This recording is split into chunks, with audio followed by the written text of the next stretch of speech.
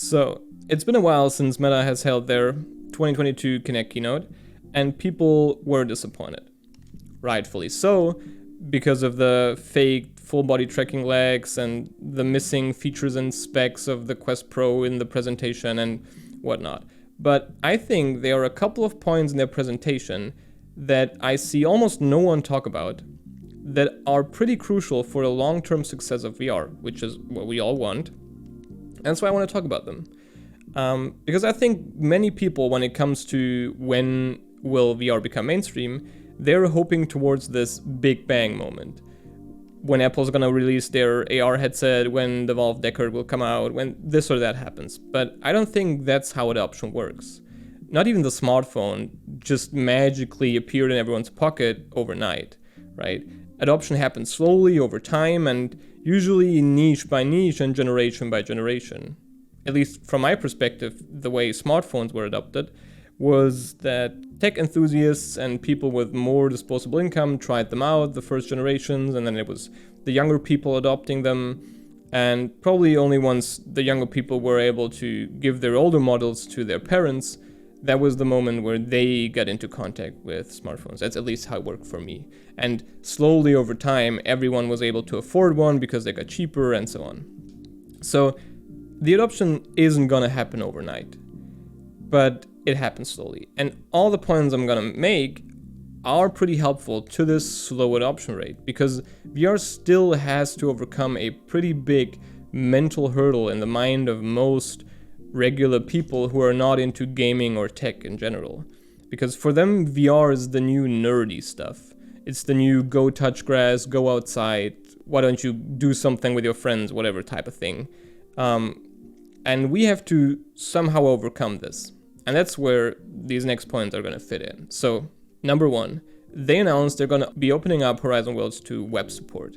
And I even saw some news outlets turn that into something negative. I don't know how, because they said like, oh, VR is failing so hard that they're not going to go non-VR. That's not how this works. Because in the phase of adoption, you have to give more entry points. You have to lower the barrier of entry.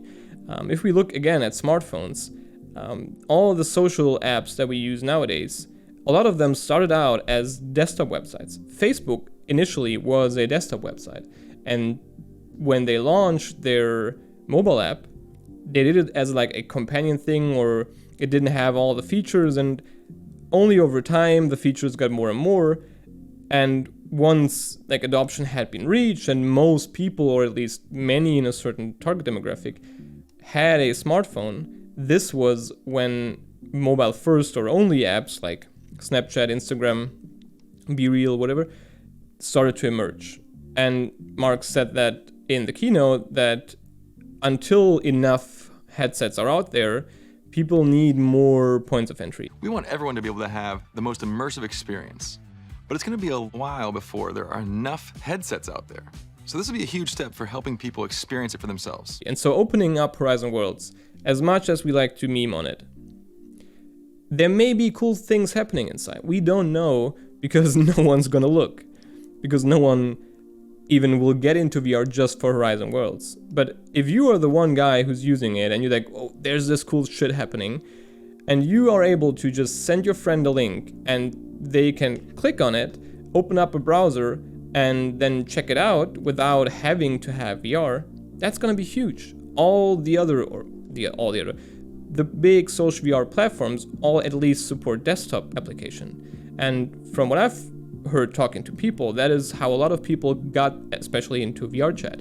They heard about it, downloaded the desktop version, checked out a couple of worlds, a couple of things, found it pretty interesting, found it so cool that they wanted to save up the money and get into the VR part.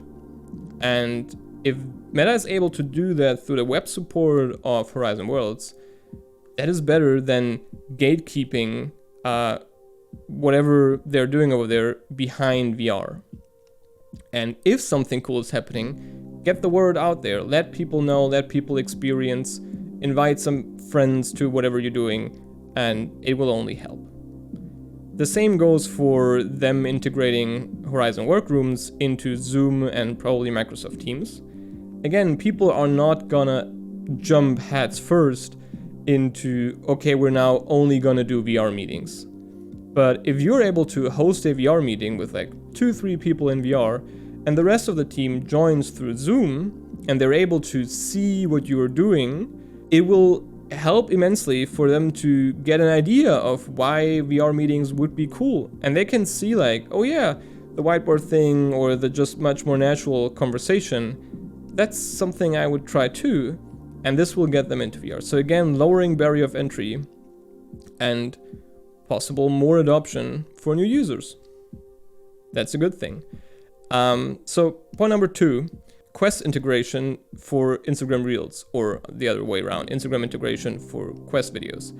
I already saw a tweet, I think, a couple of days ago that said you can now record 9:16, so portrait mode videos on the Quest, which is pretty good. And if we now get a function to just quickly share that video to Instagram Reels, that is huge.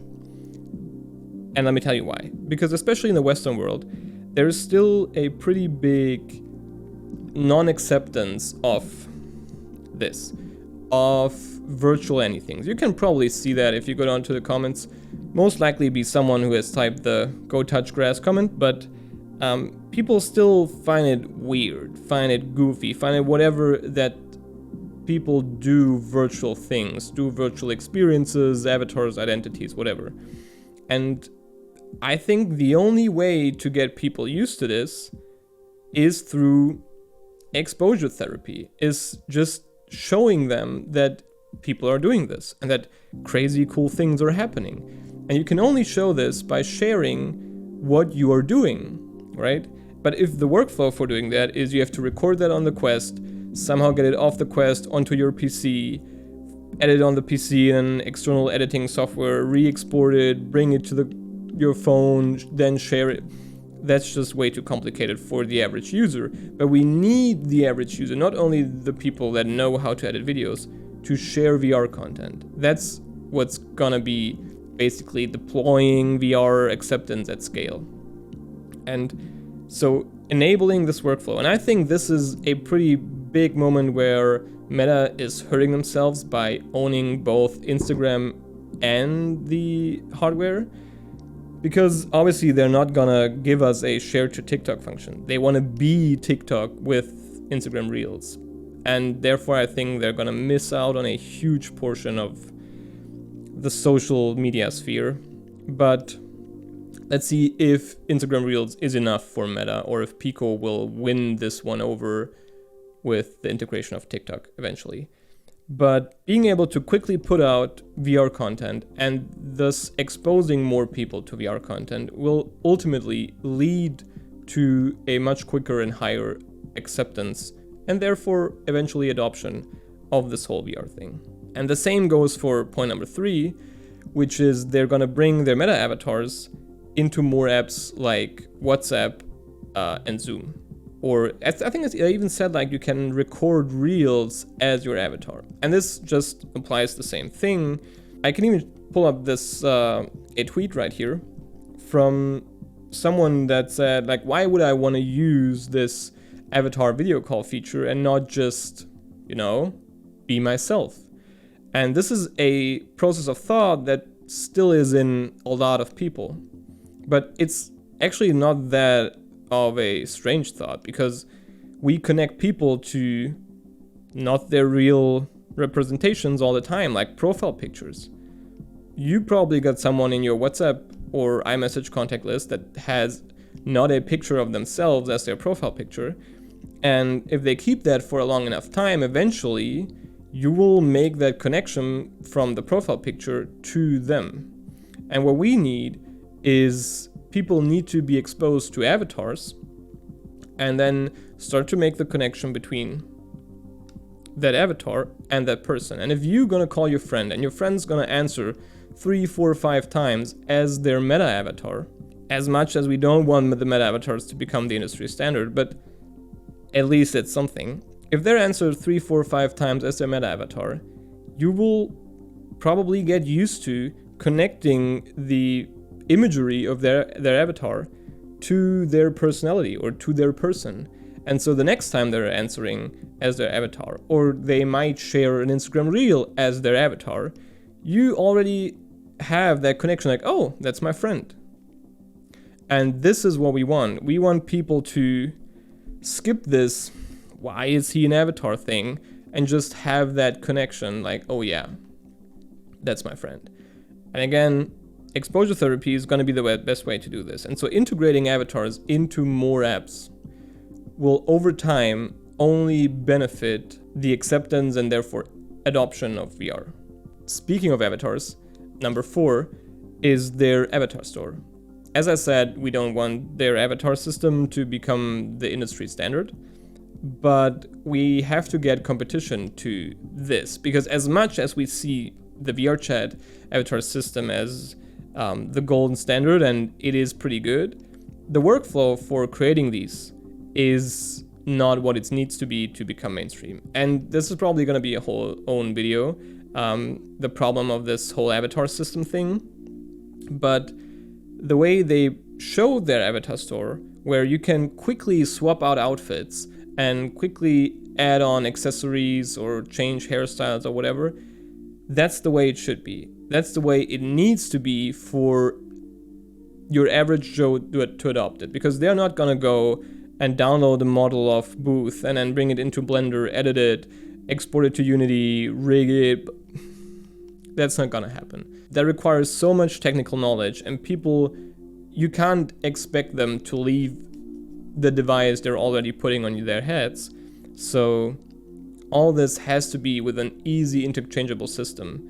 Bringing in their avatar store will hopefully put on some pressure on the other avatar systems we have to do something similar and to just streamline and make the whole process of creating, switching avatars much more user-friendly. So I think over the long run, again, this will benefit all sides. And number 5 is probably the most boring one, but I think also the most underrated one, which is their partnership with Microsoft and the fact that they are bringing in the Office suite into VR natively. Again, it's not as fancy, but Microsoft Word, Excel, PowerPoint, whatever, these are staples of software that people use every single day. And what's the best thing to get someone into something new than have something they use every single day? And therefore, if Meta really wants to push this VR as the new computing system, and let's put your whole desktop or workstation on your head, then only mirroring monitors is not gonna be enough for everyone. There has to be just a cleaner workflow between all the software that you're using, and therefore having probably the most popular Office software out there as a cooperation partner and as a native argument will really bring in a lot of people that are not typically into VR. We're, I think, already seeing this with positive feedback from non-VR tech influencers like MKBHD, and a couple of others I saw on Twitter that actually put on the Quest Pro and said, like, this is a pretty crazy experience working in VR like that.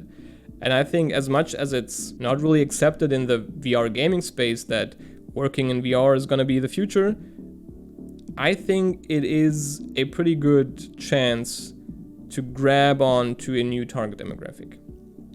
It obviously didn't, again, create the big bang and blow up and now everybody's using the Quest Pro, because I think the Quest Pro has enough of its own flaws, but over the long term, I think Meta has realized that they have to tackle VR from a lot of different points and from a lot of different sides than just here's the device gaming, woohoo, VR, because people are not, as cringy as it sounds, not ready yet to just jump in. There are still a lot of other things that need to be fixed, hardware, software side. And so that's my points from the keynote that I have not really seen a lot of people talk about, but I'm really curious what other people think about them. So if you have an opinion on it, put it wherever you find me. I'm happy to have a talk. And I'm gonna be really curious how all of this plays out over the long run, because We're seeing it in the stock price. Investors have thought that this is gonna be a much quicker play, which Mark said it wasn't gonna be. So let's see. I'm here for it, I'm gonna stay, and I'm gonna see you in the next video. Peace out.